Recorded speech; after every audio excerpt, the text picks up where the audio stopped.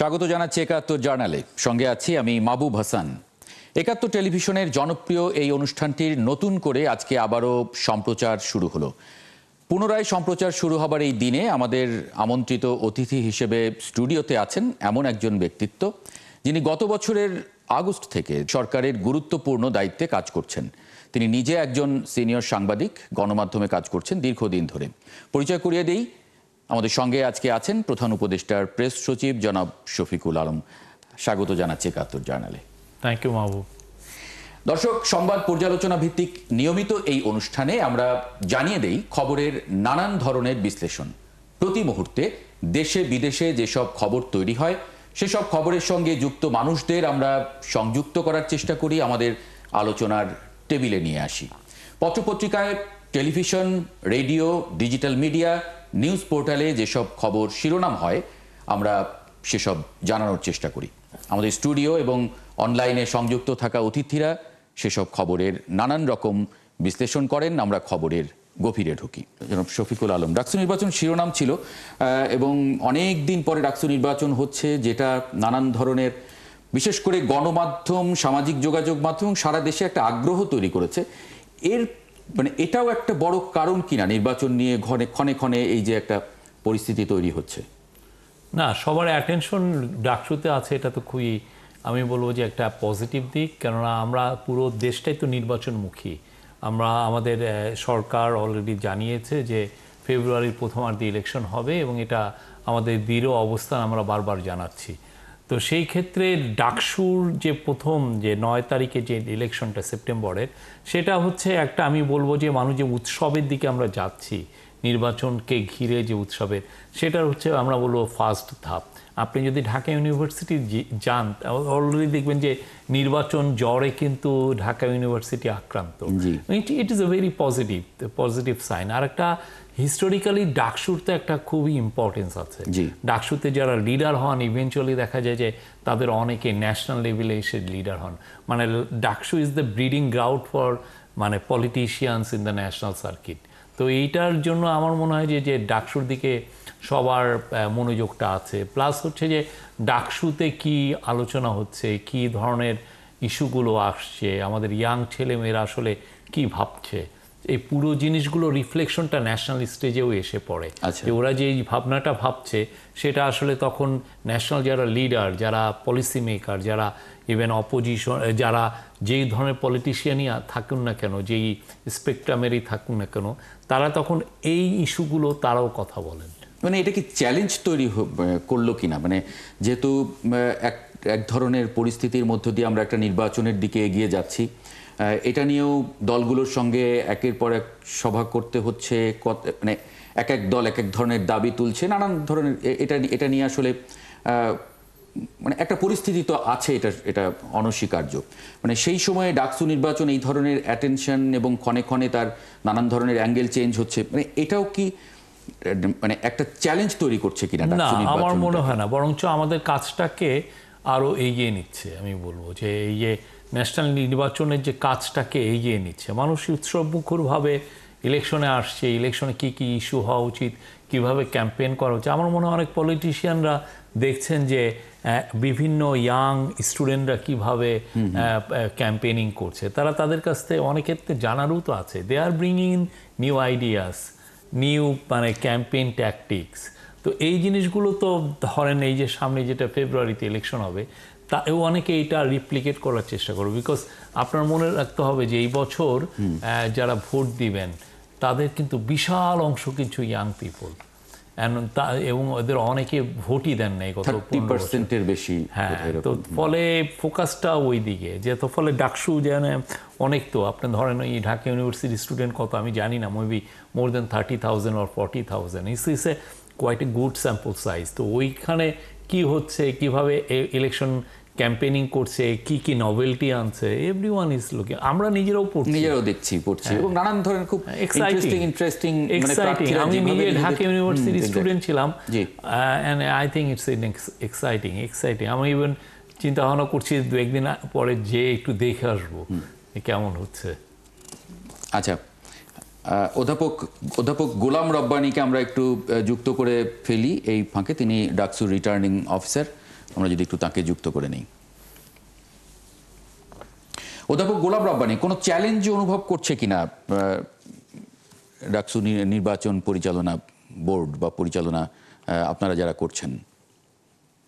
অনেক ধন্যবাদ। আসলে ডাকসু ইলেকশন আমরা দায়িত্ব নেবার পর থেকেই আমরা ডাকসু ইলেকশনকে কেন্দ্র করে আমরা কাজ করছি। 10 জন রিটার্নিং অফিসার, এর মধ্যে আমি একজন। তো আসলে ডাকসু ইলেকশনকে কেন্দ্র করে যে আমাদের যে ক্রিয়াশীল যে ছাত্র সংগঠনগুলো বর্তমানে ঢাকা বিশ্ববিদ্যালয়ে আছে, তাদের মধ্যে এক ধরনের অভূতপূর্ব সাড়া আমরা লক্ষ্য করছি। শুধু সংগঠন নয়, আমরা সাধারণ যে ছাত্রছাত্রীদের মধ্যে প্রায় 40,000-এর বেশি যে ছাত্রছাত্রী নিয়ে আমাদের যে ঢাকা বিশ্ববিদ্যালয়, তাদের মধ্যে একটা অভূতপূর্ব সাড়া আমরা লক্ষ্য করছি। এবং ক্রিয়াশীল ছাত্র সংগঠনগুলোর মধ্যে যে এক ধরনের সহাবস্থান এবং পারস্পরিক যে শ্রদ্ধা এবং তাদের প্রতি যে এক ধরনের ভ্রাতৃত্ববোধ, সেটি আমরা আসলে এই ডাকসু ইলেকশনকে কেন্দ্র করেই কিন্তু আমরা আসলে এটি দেখতে পাচ্ছি। তো আপনি যে প্রশ্নটা করছেন, যে আসলে চ্যালেঞ্জ তো সবসময়ই কোনো যে থাকেই সব ক্ষেত্রেই।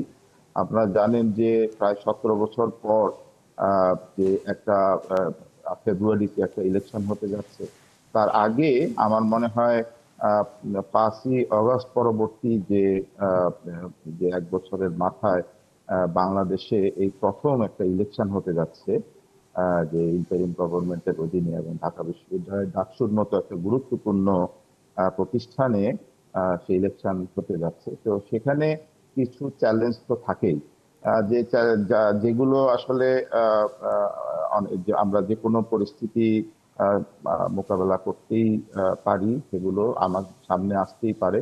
যেমন আজকে যে ঘটনাটা ঘটেছে, যে একজন প্রার্থী আরেকজন প্রার্থীর যে প্রার্থীতা চ্যালেঞ্জ করে রিট করেছে, সেই রিটের বিপরীতে আজকে হঠাৎ করে আমরা শুনতে পেলাম যে এটি একটি বন্ধ হয়ে গেছে ডাকসু ইলেকশন। তো পরবর্তীতে এটি আবার আমরা খুব অল্প সময়ের মধ্যে আমরা এটি মাননীয় চেম্বার আদালত থেকে আমরা এটি আবার শুনেছি যে এটি হাইকোর্টের যে আদেশটা রহিত করা হয়েছে, অর্থাৎ ডাকসু ইলেকশন আগামী 9 সেপ্টেম্বর করতে আমাদের আর কোনো বাধা নেই। তো এই ধরনের আসলে চ্যালেঞ্জগুলো আমরা আগে থেকেই আমরা তৈরি ছিলাম। আপনারা ধারণা করেছিলেন এবং তার পরিপ্রেক্ষিতে আমরা ধারণা করেছিলাম যে কোনো সময় যে কোনো পরিস্থিতি আসলে এরকম হতে পারে। জি, আমাদের সঙ্গে আছেন ডাকসুর রিটার্নিং অফিসার অধ্যাপক ডক্টর গোলাম রব্বানী, তিনি আমাদের সঙ্গে যুক্ত আছেন বিরতির আগে থেকে। আমরা আলোচনা করছিলাম ডাকসু নির্বাচন নিয়ে। আছেন প্রধান উপদেষ্টার প্রেস সচিব জনাব শফিকুল আলম। আমরা দেখছি যে একটা খবর প্রথম আলো তার শিরোনামে রেখেছে এখন পর্যন্ত অনলাইনে, যেটা রিটকারী শিক্ষার্থীকে হুমকি দেওয়া হয়েছে এবং তার পরিপ্রেক্ষিতে তিনি একে তো নারী, তাকে ধর্ষণের হুমকি দিয়েছে আরেক ছাত্র ঢাকা বিশ্ববিদ্যালয়ের। সেটা নিয়ে এক ধরনের উত্তেজনা বলবো না, ঠিক এক ধরনের মানে পরিস্থিতি তৈরি হয়েছে ঢাকা বিশ্ববিদ্যালয়ে। অনেক ছাত্র সংগঠন সেটার প্রতিবাদ করেছে। এটা নিশ্চয়ই কাম্য নয়। একটু মন্তব্য আশা করব আপনার। না, এখানে আমার আসলে কোনো মন্তব্য নাই। এই বিষয়টা পুরো একটা, প্রথম কথা, একটা সোশ্যাল মিডিয়া থেকে এসছে, জেনারেট হয়েছে, এবং এটা সত্য অসত্য এগুলো সত্যিকার অর্থে আমি এখানে আমার বলাটা ঠিক না।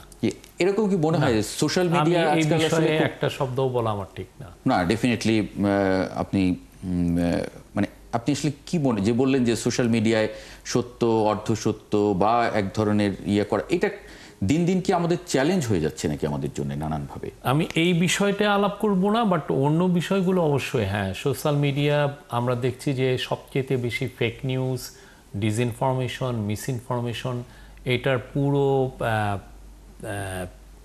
সোর্স হচ্ছে সোশ্যাল মিডিয়া পুরোপুরি। আমরা দুইটা সোর্স মূলত দেখি। একটা হচ্ছে যে সোশ্যাল মিডিয়া, যেটা ফেসবুক কেন্দ্রিক, আমাদের পুরো লাইফের সাথে এখন ফেসবুক অনেক বেশি জড়িত। আর আরেকটা বিষয় হচ্ছে আমরা দেখছি যে ফেক ইনফরমেশন ছড়াচ্ছেন হচ্ছে ইউটিউবাররা অনেকে। হ্যাঁ, অনেক ইউটিউবার, এটা আমরা দেখছি। এটা একটা ভয়াবহ রকমের একটা ব্যাধির মতো। হ্যাঁ, মানুষের আপনি- মধ্যে এক ধরনের না, আর সবচেয়ে বড় কথা হচ্ছে যে আপনি বলছেন যে আমি একজন সিনিয়র জার্নালিস্ট, উনি একজন সিনিয়র জার্নালিস্ট, উনি একজন সিনিয়র কমেন্টেটর, উনি একজন এক্সপার্ট। হ্যাঁ, কিন্তু দেখা যাচ্ছে আপনি যদি তার 20 মিনিটের যে ইউটিউব যে ভিডিওটা দেখছেন তার মধ্যে অন্তত 20টা মিথ্যা আছে।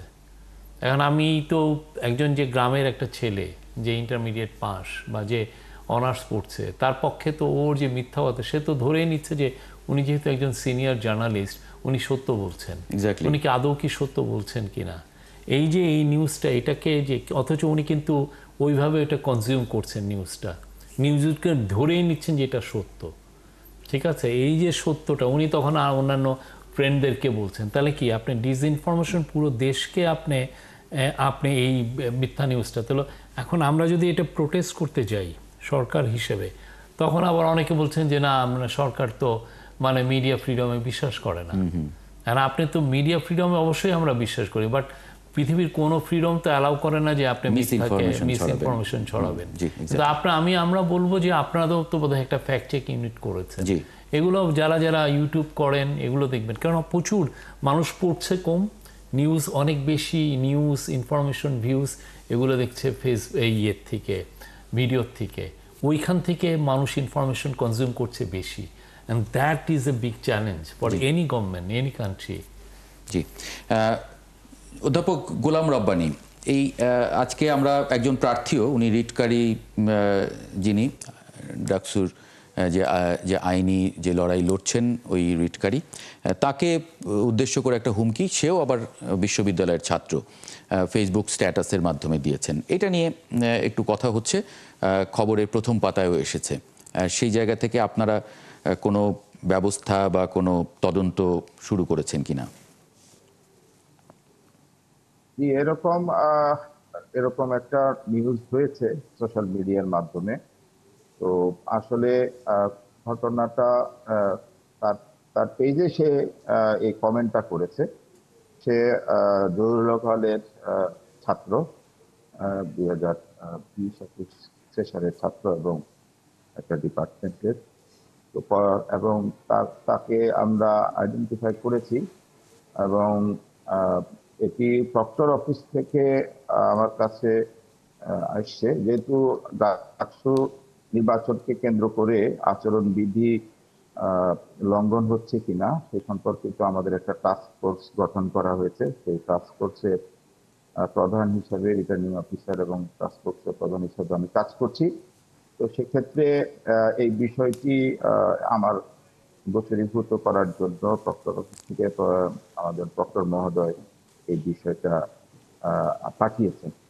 তো আসলে আমি এটি জানার চেষ্টা করেছি আসলে সে প্রার্থী কিনা নাকি আমাদের সাধারণ ছাত্র, এটি আমি এখনো আইডেন্টিফাই করতে পারি না। তার মানে এটা আপনাদের নজরে আছে এখনো। অধ্যাপক ডক্টর গোলাম রব্বানী, মানে শুনানি হবে এখন এই মানে পুরো বিষয়টা শুনানি হবে প্রধান বিচারপতির নেতৃত্বাধীন কোর্টে। আপনারা কি আশা করছেন, কি প্রস্তুতি নিয়ে যাচ্ছে ঢাকা বিশ্ববিদ্যালয়? আমাদের এ ধরনের যে ঘটনা ঘটতে পারে সেটা আমরা আগে থেকে আজ করতে পারছিলাম, সেজন্য আমাদের আইনি মোকাবেলা করার জন্য আমাদের একটা প্যানেল আমাদের আছে এটি লয়ারদের।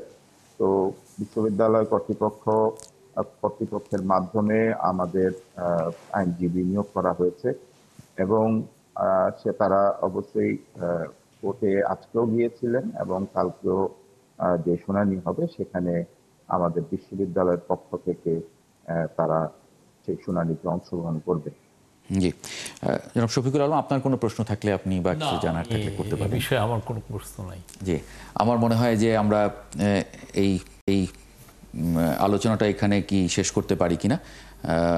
আমরা অনেক ধন্যবাদ অধ্যাপক ডক্টর গোলাম রব্বানী যুক্ত হওয়ার জন্য আমাদের সঙ্গে। বিএনপির প্রতিষ্ঠাবার্ষিকী, 47তম প্রতিষ্ঠাবার্ষিকী আজকে, এটি নিয়ে আমরা একটা ছোট্ট আলোচনা রেখেছি। এই মুহূর্তে যুক্ত করে নিতে চাই বিএনপির যুগ্ম মহাসচিব সৈয়দ এমরান সালেহ প্রিন্সকে।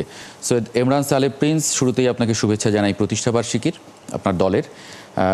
বিএনপির 47তম প্রতিষ্ঠাবার্ষিকী আজ, এবং 17 বছর দলটি ক্ষমতার বাইরে, এবং এই সময়ে একটা প্রতিকূল পরিস্থিতির মধ্যে দলটি তার টিকে থাকার যে শক্তি সেটি আসলে দেখিয়েছে খুব জোরালোভাবে। সেই জায়গা থেকে মানে আপনাদের মূল টার্গেট বা এবারের প্রতিষ্ঠাবার্ষিকীতে আপনাদের কি প্রতিশ্রুতি আসলে? ধন্যবাদ আজকের এই ৭১ সংযোগে আমাকে সংযুক্ত করার জন্য, এবং বিএনপির প্রতিষ্ঠা বার্ষিকী উপলক্ষে আপনাকে এবং আপনার মাধ্যমে দর্শক শ্রোতা সকলকে জানাচ্ছি আন্তরিক শুভেচ্ছা এবং অভিনন্দন। বাংলাদেশ জাতীয়তাবাদী দল বিএনপি জনগণের দল। জনগণের গণতন্ত্র এবং অধিকার প্রতিষ্ঠার প্রত্যয় নিয়ে এই দলটির জন্ম হয় ১৯৭৮ সালের ১ সেপ্টেম্বর। আমাদের দলের প্রতিষ্ঠাতা ছিলেন মহান স্বাধীনতার ঘোষক শহীদ প্রেসিডেন্ট জিয়াউর রহমান বীর উত্তম। তিনি এই দলের ঘোষণার লগ্নে প্রথমেই যে কথাটি বলেছিলেন, আমি যদি একটু আপনাদের দৃষ্টি আরোপ করতে চাই।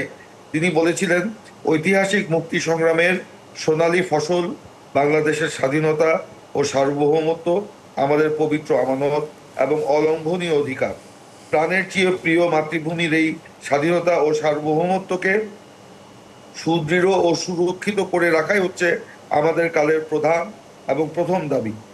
তিনি বলেছিলেন যে বিবর্তনশীল ইতিহাস এবং সাম্প্রতিক জীবনলব্ধ অভিজ্ঞতা আমাদের এই শিক্ষাই দেয় যে ঐক্যবদ্ধ ও সুসংহত গণপ্রচেষ্টা বাংলাদেশের স্বাধীনতা সার্বভৌমত্বের কালজয়ী রক্ষা কবচ। এবং এই বক্তব্যের মধ্য দিয়ে তিনি ১৯৭৮ সালের ১ সেপ্টেম্বর ঐতিহাসিক এই রমনা বটমূলের রেস্তোরাঁ প্রাঙ্গণে যে একটি সাংবাদিক সম্মেলনের মধ্য দিয়ে এই দলটির প্রতিষ্ঠা করেছিলেন, সেই থেকে যে যাত্রা শুরু, সেই দলের আমাদের আদর্শ ছিল বাংলাদেশি জাতীয়তাবাদ, আমাদের আদর্শ জনগণের গণতন্ত্র প্রতিষ্ঠা করা, আমাদের লক্ষ্য জনগণের ইস্পাত কঠিন ঐক্যের মধ্য দিয়ে দেশের সার্বভৌমত্ব এবং স্বাধীনতা রক্ষা করা, জনগণের জীবনমান উন্নয়ন করা, কৃষক, শ্রমিক, ছাত্র, মেহনতি জনতার অধিকার প্রতিষ্ঠা করা। এবং সেই লক্ষ্যকে সামনে নিয়ে কিন্তু বিএনপি এগিয়ে যাচ্ছে। আপনি বলছেন যে ৪৭তম প্রতিষ্ঠা বার্ষিকীর অঙ্গীকার, আপনি নিজেই উল্লেখ করেছেন গত ১৫ বছর এই যে একটা চরম দুঃশাসন দেশের উপর চেপে বসেছিল, এবং এই দুঃশাসনের সবচেয়ে বেশি নির্যাতিত হয়েছে বাংলাদেশ জাতীয়তাবাদী দল বিএনপি এবং বিএনপির নেত্রী বেগম খালেদা জিয়া, বর্তমান ভারপ্রাপ্ত চেয়ারম্যান জনাব তারেক রহমান থেকে শুরু করে দলের প্রায় ৬০ লক্ষ নেতাকর্মীর বিরুদ্ধে মিথ্যা মামলা দেওয়া হয়েছে। আমাদের হাজার হাজার নেতাকর্মীকে হত্যা করা হয়েছে। আমাদের অসংখ্য প্রায় ৮০০ নেতাকর্মীকে গুম করা হয়েছিল। এই যে আওয়ামী লীগের সরকার বিএনপির উপর যে নির্যাতন নিপীড়ন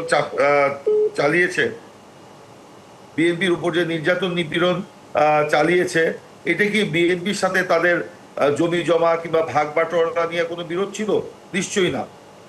বিএনপির সাথে এই আওয়ামী লীগের বিরোধ সেটা ছিল দেশের সার্বভৌমত্ব রক্ষার প্রশ্নে, দেশের স্বাধীনতার প্রশ্নে, গণতন্ত্র প্রতিষ্ঠার প্রশ্নে, জনগণের অধিকার প্রতিষ্ঠার প্রশ্নে, এবং এই যে লুটপাট এবং দুর্নীতি এবং দমন নিপীড়নের বিরুদ্ধে বিএনপির অবস্থানের জন্যই কিন্তু এই বিরোধটার সৃষ্টি হয়। সেই কারণেই আমরা এই ১৫ বছর আপনারা দেখেছেন যে আপোষহীনভাবে লড়াই করেছি। আমরা যদি শেখ হাসিনার সাথে আপোষ করতাম, এরকম প্রস্তাব তো আমাদের কাছে ছিল, বিএনপির এই আপোষহীন যে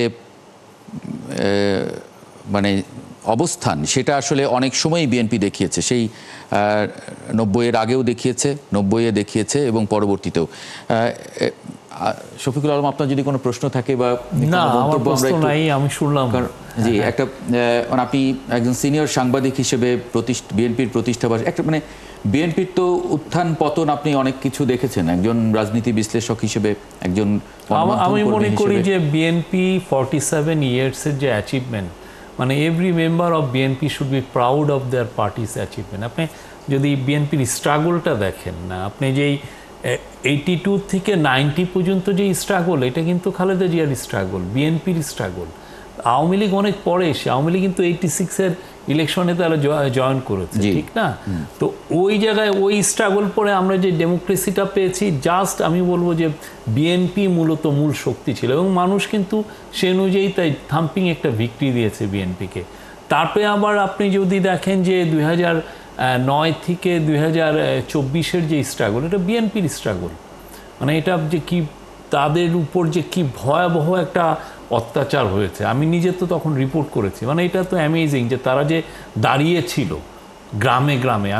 আমি এমন কোনো গ্রাম পাই নাই যেখানে একটা বিএনপির কর্মী পাই নাই যে অ্যাফেক্টেড হয় নাই, যার অন্তত 20টা কেস নাই, 40টা কেস নাই, কারো কারো ক্ষেত্রে 300টা কেস দিয়েছে।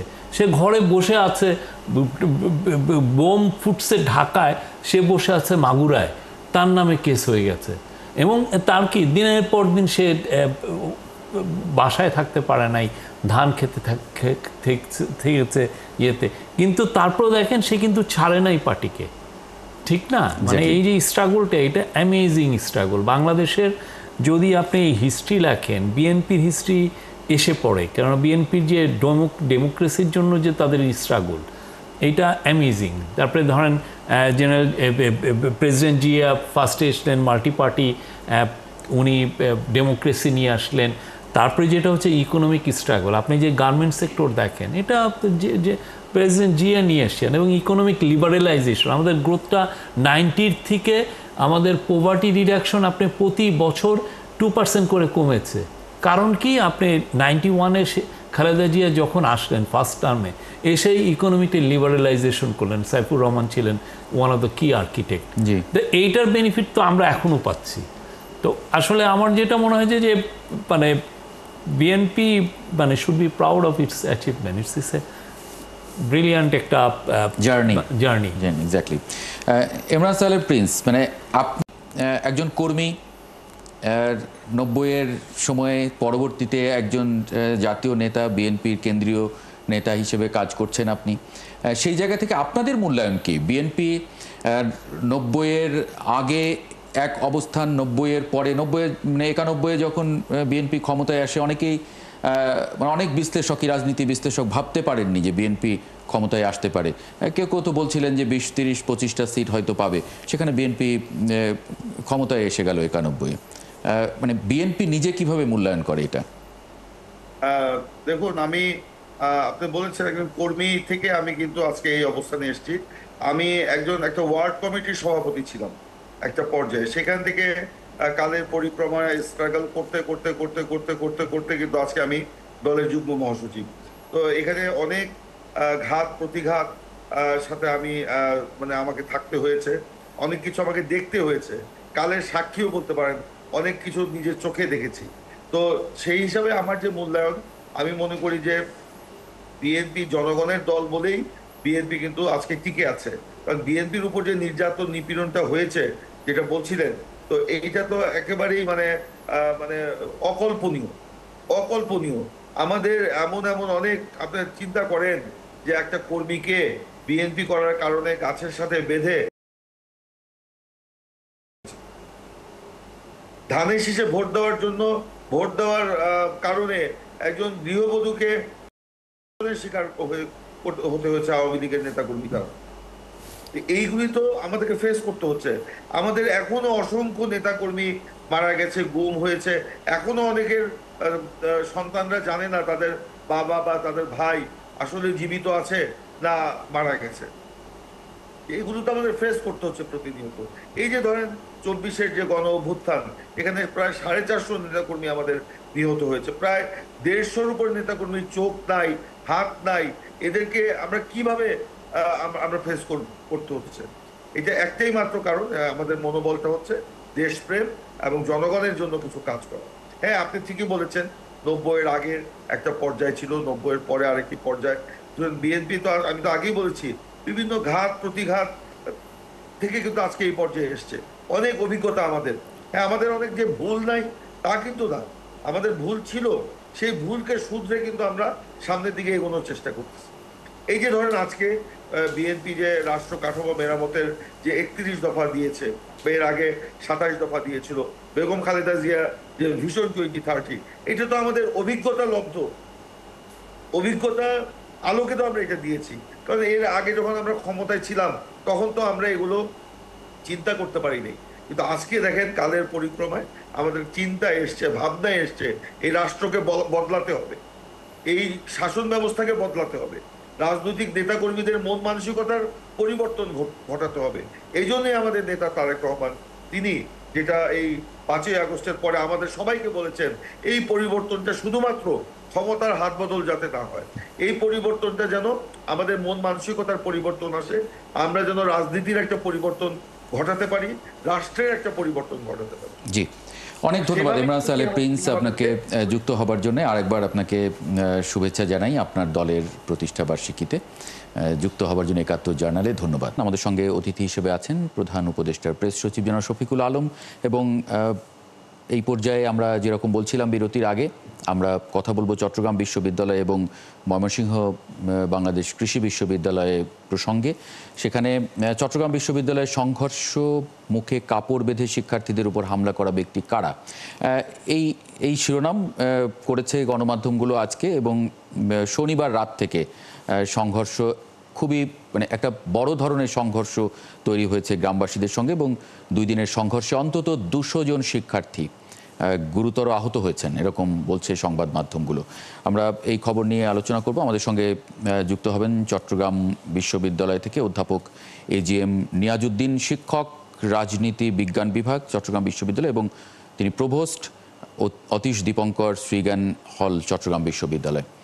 আমরা যদি শুরুতে একটু যুক্ত করে নেই। এছাড়া ময়মনসিংহ কৃষি বিশ্ববিদ্যালয় থেকে ATM এহসানুল হক, তিনি শিক্ষার্থী, বাংলাদেশ কৃষি বিশ্ববিদ্যালয়ের, তিনিও যুক্ত আছেন। শুরুতে যেহেতু তাকে পেয়েছি, আমরা তার কাছ থেকে একটু জানি যে বিশ্ববিদ্যালয়ের এখন পরিস্থিতি কি। আপনারা একটা আন্দোলনে ছিলেন, সেই আন্দোলনে বহিরাগতদের হামলা এবং হামলার পরিপ্রেক্ষিতে শিক্ষকদের সঙ্গে এক ধরনের পরিস্থিতি, এবং সেটা নিয়ে বহিরাগতদের হামলা, আহত হয়েছেন শিক্ষার্থীরা, এরকম দাবি করেছেন। এখনও আপনারা আন্দোলনে আছেন, এখন কি পরিস্থিতি? ধন্যবাদ আপনাকে। আমরা গত 1 মাস যাবৎ পশুপালন অনুষদ এবং ভেটেরিনারি অনুষদ আমাদের যৌক্তিক দাবি একক কম্বাইন্ড ডিগ্রির দাবিতে আন্দোলন করে আসছে, এবং আমরা খুবই নিয়মতান্ত্রিক এবং শান্তিপূর্ণভাবে আন্দোলন করে আসছিলাম। আমাদের এই আন্দোলনের পরিপ্রেক্ষিতে আমাদের মাননীয় ভিসি স্যার গত রবিবার জরুরি একাডেমিক কাউন্সিল ডেকেছিলেন, এবং সেই একাডেমিক কাউন্সিলে আমাদের যেই দাবি, অর্থাৎ একক কম্বাইন্ড ডিগ্রির দাবির আদায়ে আমাদের যে আন্দোলন চলছিল, আমরা আশা করেছিলাম সেখান থেকে একটি যৌক্তিক সমাধান, অর্থাৎ একটি স্থায়ী সমাধান আসবে। কিন্তু আমরা সেখানে দেখেছি, সেখানে আসলে কম্বাইন্ড ডিগ্রির পাশাপাশি সেখানে যে সিদ্ধান্ত এসেছে, পশুপালন অর্থাৎ এনিম্যাল হাজবেন্ডারি ডিগ্রি এবং ভেটেরিনারি ডিগ্রি, অর্থাৎ আপনার combined degree, then animal husbandry and veterinary degree, এই 3টি ডিগ্রির জন্য তারা সুপারিশ করেছে কিংবা সিদ্ধান্ত হয়েছে। কিন্তু যেটি আমাদের গত 1 মাস আন্দোলনের পরিপ্রেক্ষিতে ছিল না। আমরা আন্দোলন করেছি কেবলমাত্র একটি একক কম্বাইন্ড ডিগ্রির জন্য। এবং আমরা যখন এর প্রতিবাদ করি, তখন আমাদের সাথে আমাদের শিক্ষকদের একটি যেই আপনারা সবাই জানেন এবং দেখেছেন যে আমাদের শিক্ষকদের মদদে প্রশাসন কর্তৃক আমাদের শিক্ষার্থীদের উপর বহিরাগতদের হামলা হয়েছে, এবং সেই হামলায় আমরা শিক্ষার্থীরা, এমনকি অনেক নারী শিক্ষার্থীও গুরুতরভাবে আহত হয়েছিল। অনেককে MMC-তে পাঠানো হয়েছিল, ময়মনসিংহ মেডিকেল কলেজ যেটা, সেখানে পাঠানো হয়েছিল, এবং অনেককে এখানে যে হেলথ কেয়ার রয়েছে আমাদের বাংলাদেশ কৃষি বিশ্ববিদ্যালয়ে, সেখানে আমরা জরুরি ভিত্তিতে পাঠিয়েছিলাম। না, বাংলাদেশ কৃষি বিশ্ববিদ্যালয়ে শিক্ষক এবং শিক্ষার্থীদের মধ্যে তো একটা গভীর সম্পর্ক দীর্ঘদিন ধরে, ঐতিহ্যগতভাবেই আমরা দেখে এসেছি। এরকম পরিস্থিতি আসলে কেন হলো আপনাদের সঙ্গে? এবং আপনারাই বা শিক্ষকদেরকে বা শিক্ষক কর্মচারীদেরকে আপনারা অবরুদ্ধ করলেন, তারই পরিপ্রেক্ষিতে এরকম পরিস্থিতি তৈরি। এটা কি আলোচনা করে ঠিক করা যেত না অভিভাবকদের সঙ্গে? আচ্ছা, আমরা আমাদের এই দীর্ঘ 1 মাস দাবি আদায়ের ক্ষেত্রে আমরা আমাদের মাননীয় ভিসি স্যারের সাথে আমরা কয়েক দফায় বসেছি। এমনকি ভিসি স্যার গত 12 আগস্ট এই কম্বাইন্ড ডিগ্রির সমাধানের জন্য একটি তদন্ত কমিটি গঠন করেছিলেন, যেটি 8 সদস্য বিশিষ্ট। তাদের সাথেও আমরা অনেক বৈঠকে বসেছি, আলোচনায় বসেছি। সেখানে আমাদের পরিষ্কার দাবি ছিল, আমরা একক কম্বাইন্ড ডিগ্রির জন্য আন্দোলন করছি এবং সেই কমিটির তত্ত্বাবধায়নে আমাদের বাকৃবিতে একটি গণভোটের আয়োজন করা হয়, যেখানে এনিম্যাল হাজবেন্ড্রির পক্ষে কম্বাইন্ড ডিগ্রির পক্ষে ভোট এসেছিল 92% এবং আমাদের ভেটেরিনারি অনুষদের পক্ষ থেকে এসেছিল সেটি মোর দেন 80%। সুতরাং সবাই আসলে এখানে যদি অ্যাভারেজ করি তাহলে 86% দুই অনুষদ থেকে তারা আসলে কম্বাইন্ড ডিগ্রির পক্ষে ছিল। এবং আমাদের এই তদন্ত কমিটি গত 13 দিন অর্থাৎ 12 আগস্ট থেকে শুরু করে রবিবারের আগ পর্যন্ত তারা সকল স্টেক হোল্ডারদের সাথে আলোচনায় বসেছে। এমনকি তারা মাননীয় উপদেষ্টা অর্থাৎ মৎস্য প্রাণী সম্পদ উপদেষ্টা ম্যামের সাথেও আলোচনায় বসেছে এবং সেখানে আলোচনার পরিপ্রেক্ষিতে মানে আলোচনার সমাধান হয়নি, মানে আপনাদেরকে এক্সট্রিম পর্যায়ে যেতে হয়েছে। আসলে আলোচনার সমাধান হয়নি সেটা বলবো না, আমরা যেটা দাবি করছি আজ যেহেতু আলোচনা হয়েছে সেই আলোচনায় আসলে আমাদের কম্বাইন্ড ডিগ্রির পক্ষেই তারা সুপারিশ করেছেন, কিন্তু তদন্ত কমিটি সেখানে শুধু কম্বাইন্ড ডিগ্রি রাখে নাই, সেখানে তারা এনিম্যাল হাজবেন্ড্রি এবং ভেটেরিনারি এই দুই ডিগ্রিকে ইনক্লুড করে আমাদের যে দ্বন্দ্ব নিরসনের জন্য আমরা শিক্ষার্থীরা আন্দোলন করে আসছি এবং এই আন্দোলন কিন্তু শুধুমাত্র এই বছরের জন্য, এটি যুগের পর যুগ একটি আন্দোলন, একটি যুগের পর যুগ এই আন্দোলন হয়ে আসছিল। সুতরাং আমরা যে দ্বন্দ্ব নিরসনে আমরা কাজ করছিলাম সেই দ্বন্দ্ব নিরসন তো হলোই না, বরং গত রবিবার একাডেমিক কাউন্সিল থেকে যে সিদ্ধান্ত এসেছে সেটি আরো দ্বন্দ্বের ভবিষ্যতে সৃষ্টি করবে এবং যে আপনার কাছে ফিরবো। শফিকুল আলম, আপনার কোনো মন্তব্য বা? এটা আসলে ওদের ইউনিভার্সিটির ইস্যু, আমাদের এখানে কোনো মন্তব্য নাই। আর আমাদের ফিশারিজ অ্যান্ড লাইভ স্টকে যিনি অ্যাডভাইজার আছেন উনি তো বললেন যে ওনাদের সাথেও কথা হচ্ছে, তো এই বিষয়ে আমার আসলে কোনো মন্তব্য নাই। মানে এরকম বিশ্ববিদ্যালয়গুলো মানে হঠাৎ করে নানান পরিস্থিতি তৈরি হচ্ছে, চট্টগ্রাম বিশ্ববিদ্যালয়ের খবর আমরা দেখছিলাম গতকাল থেকে, মানে এটা কি কোনো মানে আপনার বিশ্ববিদ্যালয়ের সাথে এলাকাবাসীর যে একটা টেনশন, এটা কিন্তু হিস্টোরিক্যালি সবসময় ছিল, যদিও এমন যে এলাকাবাসী এবং বিশ্ববিদ্যালয়ের মধ্যে এক ধরনের আমি বলবো যে মধুর সম্পর্কও থাকে, ঠিক না? এলাকায় যেমন অনেক সময় হয় যে পুলিশ যখন একটা স্বৈরাচারী পুলিশ যখন ছাত্রদের উপর অনেক ছাত্র কিন্তু যে এলাকায় আশেপাশে এলাকায় আশ্রয় নেন, তো বাট এইটা এই জিনিসগুলো আসলে আমার মনে হয় যে আরও প্রত্যেক পক্ষেরই উচিত মানে ধীরতা, স্থির মানে শান্ত থাকা এবং চিন্তা করা যে না আমাদের মধ্যে যে সম্পর্ক এটা তো সারা জীবন আমরা থাকবো, will be neighbours all the time, ঠিক না? তো একটা let's have a discussion, let's have মানে যে ইস্যুটা হয়েছে এটা অ্যামিকেবলি সেটেল করি। জি, চট্টগ্রাম বিশ্ববিদ্যালয়ের অধ্যাপক এজিএম নিয়াজউদ্দিন আমাদের সঙ্গে যুক্ত আছেন।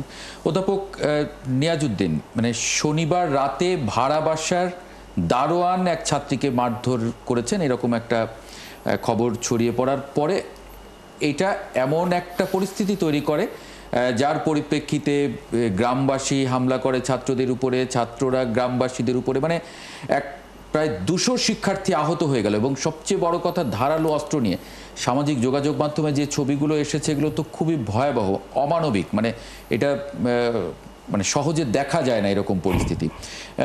সেখানে বলা হচ্ছে যে মুখোশ পরা, আজকে গণমাধ্যমে খবর হয়েছে, মুখোশ পরা হেলমেট পরা ব্যক্তিরা পিটিয়েছেন, হামলা করেছেন, এরকম মানে পরিস্থিতি আসলে এত দূর পর্যন্ত গেল কেন? মানে আপনাদের আসলে কি বলার, কি দেখেন আপনারা?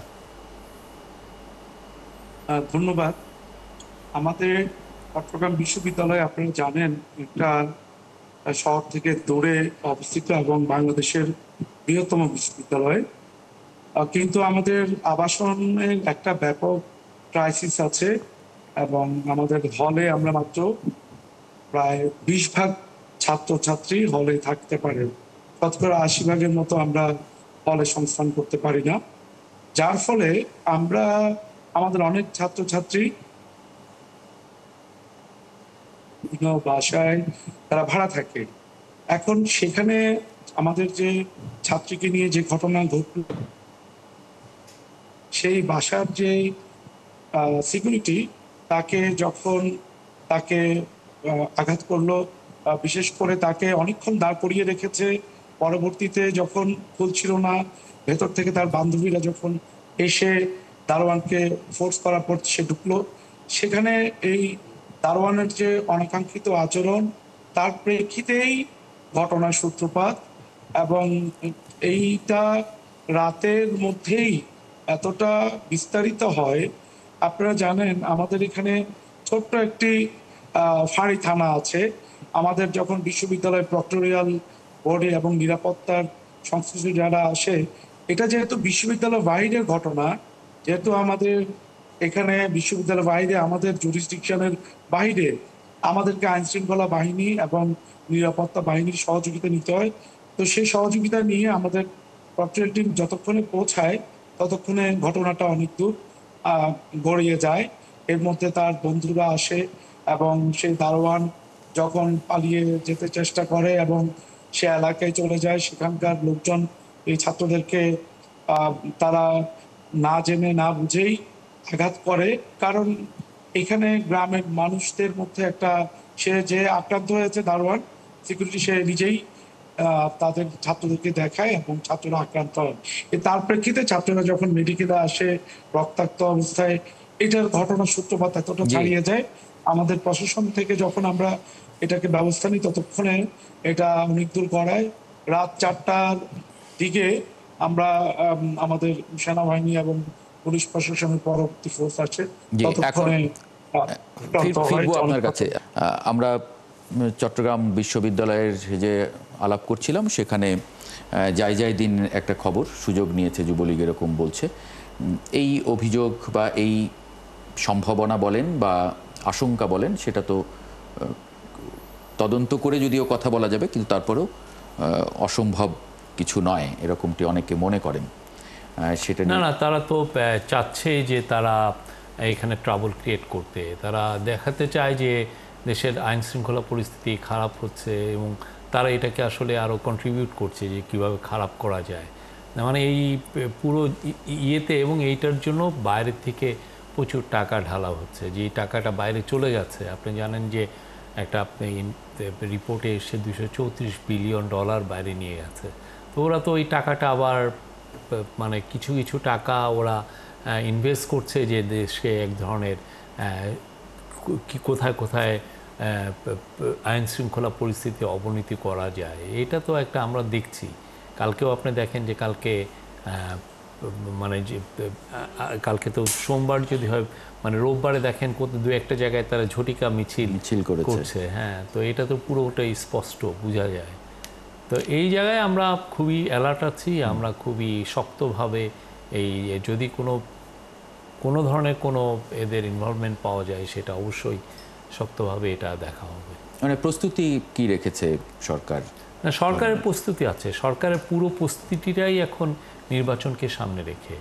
আমরা দৃঢ়প্রতিজ্ঞ, আজকে আইন উপদেষ্টা বলেছেন, বারবার বলেছেন, আমরা দৃঢ়প্রতিজ্ঞ যে ফেব্রুয়ারির প্রথম অর্ধেই ইলেকশন হবে এবং সেই অনুযায়ী যত রকমের প্রস্তুতি লাগা দরকার সেটা আমরা নিচ্ছি। জি, অনেক ধন্যবাদ জনাব শফিকুল আলম যুক্ত হবার জন্য আজকে জার্নালে।